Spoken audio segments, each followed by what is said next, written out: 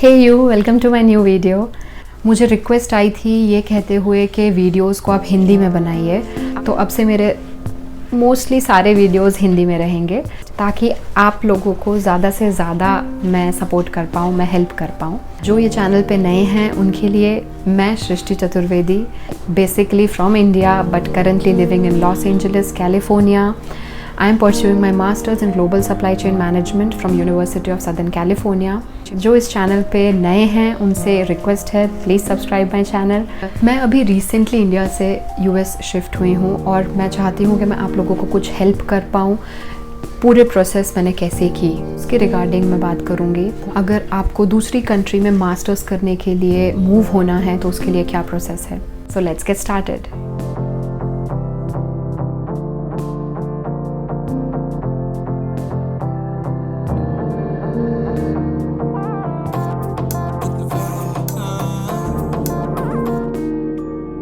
Number 1, be clear in your vision when you are deciding to move to a different country।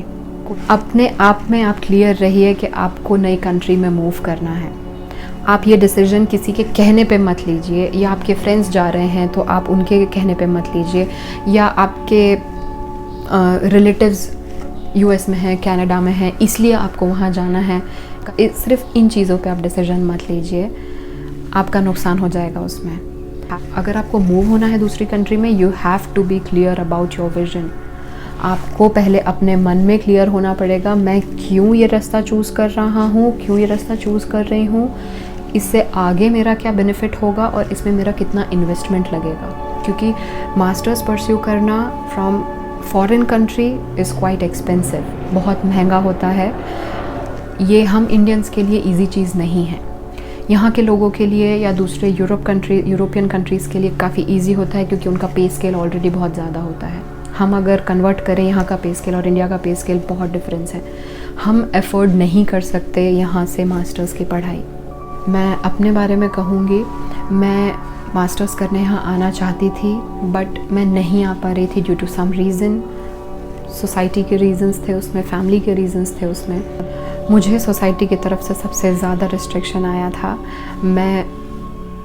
मेरी as के according मुझे ये बोला गया था कि अब तो तुम्हारी शादी करने की उम्र है, अब तुम्हारी पढ़ने की एज नहीं है, कितना पढ़ोगी, अब शादी करो और घर बार बसाओ। मुझे ये कहा गया था और मैं लड़ गई थी इस चीज़ पे। और जब आप अपने लिए फ़ाइट मारते हो तो आपका विज़न और क्लियर होता है, और वो मेरे साथ हुआ। पहले शायद मैं इतना क्लियर नहीं थी कि मुझे मास्टर्स करना है यूएस से, बट जब ये रिस्ट्रिक्शंस आने लग गई, ये स्ट्रगल्स जब मेरी लाइफ में आए, तब मेरा विज़न और क्लियर होता चला गया और मैं अड़ती चली गई उस चीज़ पे कि मुझे जाना ही है। क्यों? क्योंकि मुझे यहाँ के बेनिफिट्स क्लियरली दिखने लग गए थे। और एक टाइम ऐसा भी आया था जब मैंने पेन और पेपर लेके इवैल्यूएट किया था कि मेरे यूएस जाने पे मेरे साथ क्या क्या बुरा हो सकता है और क्या क्या अच्छा हो सकता है। और बुरे में क्या क्या चीज़ें थी, हो सकता है मुझे घर की बहुत याद आए, मैं होम सिक फील करूं, मुझे वापस इंडिया आने का मन करे। ये मेरा नंबर 1 पॉइंट था और मैं इसके लिए प्रिपेयर्ड थी, क्योंकि मैंने खुद को मेंटली प्रिपेयर कर लिया था कि मैं घर से बाहर जा रही हूँ तो ऑब्वियसली मुझे घर की याद कभी कभी आ सकती है, बट मैं सब छोड़ छाड़ के उसके लिए घर पे आ जाऊँ, वो सोल्यूशन नहीं है। उसका मैंने रास्ता ढूंढा कि अगर मुझे घर की याद आई तो मैं क्या करूँ, अगर मुझे ये प्रॉब्लम हुई तो मैं क्या करूँ, अगर मुझे मैंने पूरा लिस्ट डाउन किया था कि मुझे क्या क्या प्रॉब्लम हो सकती हैं, और फिर मैंने लिस्ट डाउन किया मुझे क्या क्या फ़ायदे हो सकते हैं, और मुझे क्लियर कट दिखा फ़ायदे ज़्यादा थे और प्रॉब्लम्स बहुत कम थी। प्रॉब्लम्स के सॉल्यूशंस मैंने ढूंढ लिए, और आज जब कभी वो प्रॉब्लम्स मुझे आती हैं तो मैं वो सॉल्यूशंस रेफ़र करती हूँ और वो प्रॉब्लम्स चली जाती हैं। फ्रैंकली स्पीकिंग, यहाँ पे अगर आप विज़न लेके आएंगे तो आपको कुछ और सोचने का टाइम ही नहीं मिलेगा। और अगर आप किसी और चीज़ के लिए आएंगे, पढ़ाई के अलावा अगर आप सोचें कि हम मस्ती करने जा रहे हैं बाहर, या हम वहाँ की लाइफ ऐसा घूमेंगे फिरेंगे, पढ़ाई तो ठीक है, नई सिटी है, नई कंट्री है तो हम घूमेंगे, अगर आप इसके लिए आ रहे हैं तो ट्रस्ट मी, एक टाइम ऐसा आएगा जब आप इतना होम सिक फील करेंगे कि आप अपने मोटिव से भटक जाएंगे। आप जिस चीज़ के लिए यहाँ आए हैं आप उससे हट जाएंगे। तो सबसे पहला पॉइंट मेरा यही है कि आप अपना विज़न क्लियर कीजिए कि आपको क्यों जाना है, और फिर अगर कोई रोकता है तो उस चीज़ पे अड़ जाइए। दूसरी चीज़, shortlist your countries and universities. अगर आपने एक बार माइंड बना लिया, आपने माइंड मेकअप कर लिया कि आपको US, कनाडा, व्हाट्सोएवर कंट्री जहाँ पे भी आपको जाना है, जर्मनी, आयरलैंड, जहाँ पे भी आपको जाना है, अगर आपने ये चीज़ एक बार क्लियर कर ली, नेक्स्ट आपको इंडिया से बाहर जाना है, अगर आपने ये चीज़ अपने मन में क्लियर कर ली, नेक्स्ट चीज़ है आप कंट्रीज शॉर्टलिस्ट कीजिए। वो कंट्री शॉर्टलिस्ट कीजिए जो आपको लगता है आपके लिए सूटेबल है। अगर आपको वहीं बसना है तो आप ऐसी कंट्रीज़ चूज़ कीजिए जहाँ पर इमिग्रेशन लॉज थोड़े इजी हैं, जो कि यूएस में नहीं है। यूएस में इमिग्रेशन लॉज बहुत स्ट्रिक्ट हैं।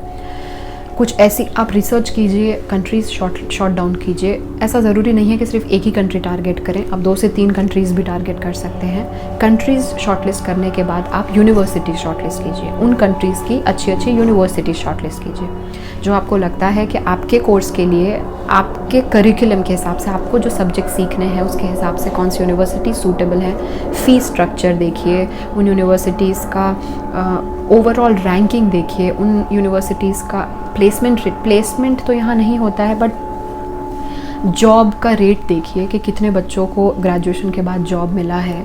आप ये सब रेट्स देख के फिर आप उन कंट्रीज़ में यूनिवर्सिटीज़ को शॉर्टलिस्ट कीजिए।